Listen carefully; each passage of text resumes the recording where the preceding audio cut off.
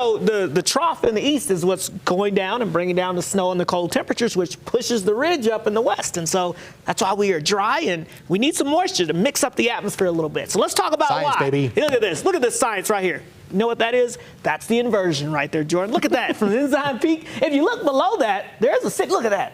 I bet you didn't know that Salt Lake City was under there. But yes, it is. So you can kind of see this layer of just smog and pollutants, and that's what we're dealing with this inversion. And yeah, we're having to breathe a lot of that stuff in there. So as you look at the air quality, I guess if there's good news right now, it's only in the moderate category. But that is going to be changing in the coming days, and I think we get in the code orange here for us as we get towards the middle of the work week here, which means it's unhealthy for sensitive groups. So again, if you suffer from respiratory illnesses and you're spending a lot of time outside, you probably already have noticed that it's become a little more difficult to breathe outside and deal with that. And if you're not necessarily as sensitive, even still, it's not great to spend a lot of time outside when it's in that code orange category. So keep that in mind.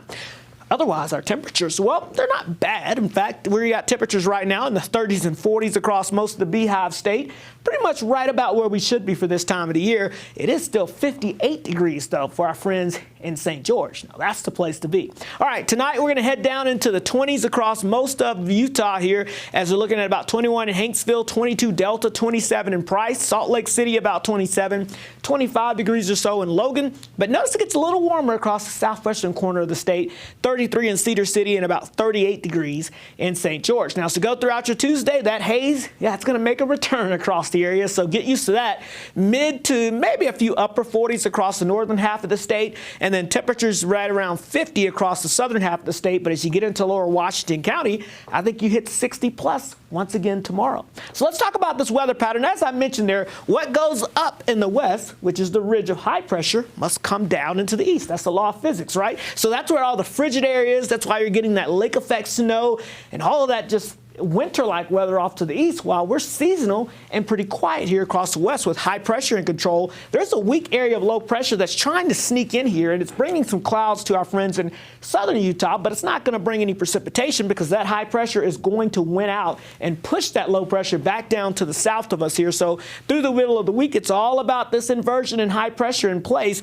But notice by the end of the week, we could have a little weak low pressure that skirts by to our north by Friday. That could help to try to clear out some of this haze. It probably won't clear out all of it, but then there's a stronger storm system behind it that could come in as we get towards Sunday into Monday, and that one may help to really do the trick.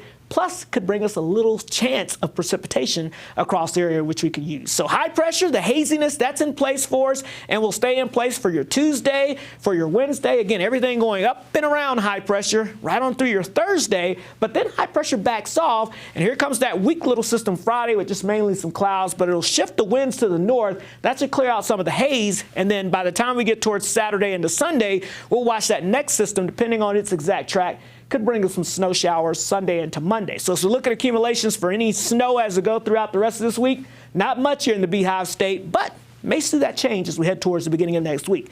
Fingers crossed. It'll help mix out the air, if anything, and that's good news. So 61 for your Tuesday, low 60s for your Wednesday and the Thursday with sunshine. But again, that's in St. George. Now, as you look towards the north, that sunshine turns into haziness, and that haziness is going to be pretty thick as we're going to get that code orange as we get towards the middle of the week.